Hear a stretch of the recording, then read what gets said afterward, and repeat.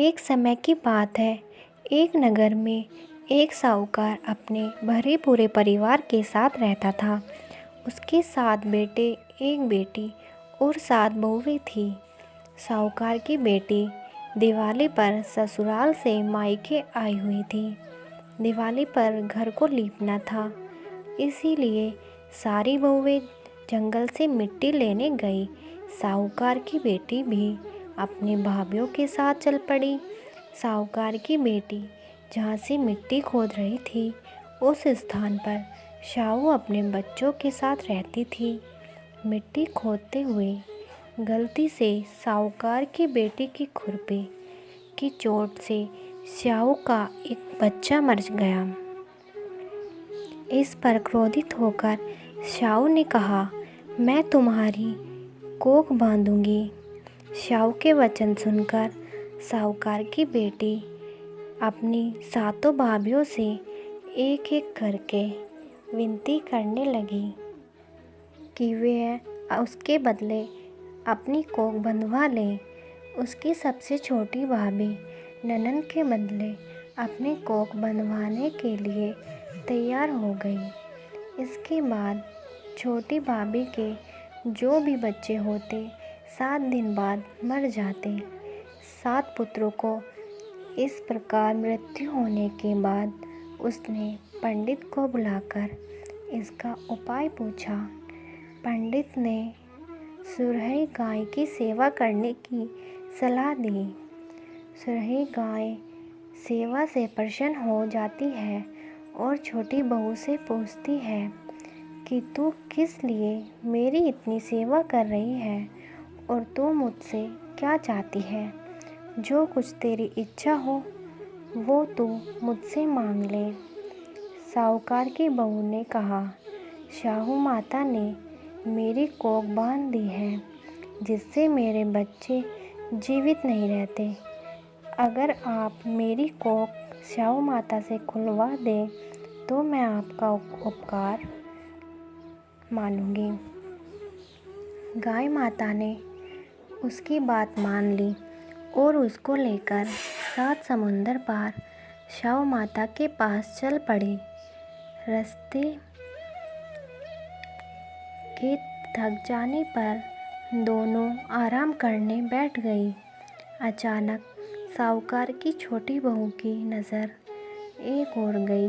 वहाँ उसने देखा कि एक सांप गरुड़ पंखनी के बच्चों को डसने जा रहा है। यह देखते ही उसने उन बच्चों को बचाने के लिए उस सांप को मार दिया। थोड़ी देर बाद गरुड़ पंखनी वहाँ आ जाती है और खून बिखरा हुआ देखकर उसे लगता है कि छोटी बहू ने उसके बच्चों को मार दिया है। इस पर वह छोटी बहू को चोंच मारने लगती है। छोटी बहू गरुड़ पंखनी से कहती है कि मैंने तुम्हारे बच्चों की जान बचाई है।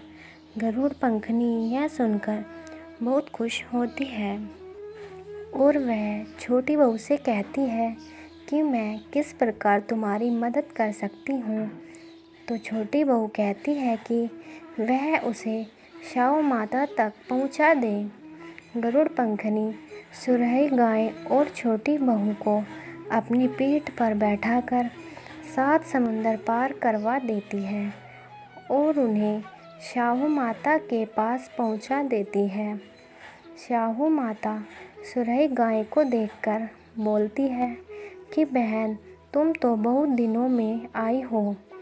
फिर उन्हें कहती है कि मेरे सिर में बहुत जुएं पड़ गई हैं। साहूकार की बहू सलाई लेकर उनकी सारी जुएं निकाल देती है, जिससे शाहू माता खुश हो जाती हैं और बोलती हैं कि तुमने मेरी बहुत जुएं निकाली हैं, इसलिए तेरे 7 बेटे और 7 बहुएं हों। इस पर छोटी बहू बोलती है कि माता, मेरे तो एक भी पुत्र नहीं है, 7 कैसे होंगे। शाहू माता पूछती है कि क्या बात है। तब बहू बोलती है, आप वचन दो। तब मैं आपको बताऊंगी। शाहू माता वचन देती है। तब बहू कहती है कि आपने मेरी कोख बांध रखी है, मेरे बच्चे नहीं जीते। ये सुनकर शाहू माता बोलती है कि तूने तो मुझे ठग लिया। मैं पहले तेरी कोख नहीं खोलने वाली थी, पर अब मुझे तेरी कोख खोलनी पड़ेगी। जा, तेरे 7 बेटे और 7 बहुएं हों। घर जाकर अष्टमी की पूजा करना और उसका उद्यापन करना। बहू लौटकर घर आई तो उसके 7 बेटे और 7 बहुएं थी। वो सबको देखकर बहुत खुश हो गई। अब अष्टमी के दिन उसने 7 आहुति बनाई और उनकी पूजा और उद्यापन किया। उधर उसकी जेठानियाँ आपस में बात करने लगी कि जल्दी जल्दी अहोई माता की पूजा कर लो, नहीं तो छोटी बहू अपने बच्चों को याद करके रोने लगेगी। जब उसके रोने की कोई आवाज़ नहीं आई तो उसने अपने बच्चों से कहा कि चाची के घर जाकर देख कर आओ कि अभी तक वो रोई क्यों नहीं। बच्चों ने जाकर देखा तो चाची कुछ मांड रही थी, उद्यापन और पूजा की तैयारी कर रही थी। उन्होंने जाकर अपनी माता को यह बात बताई। यह सुनते ही जेठानियाँ दौड़ी दौड़ी उसके घर गई और उससे पूछा, तेरी कोख कैसे खुल गई? देवरानी बोली, शाहू माता ने मेरे ऊपर कृपा करके मेरी कोख खोल दी है। शाहू माता जैसे उस पर कृपा की है, वैसे ही सब पर अपनी कृपा करना। बोलिए अहोई अष्टमी की जय।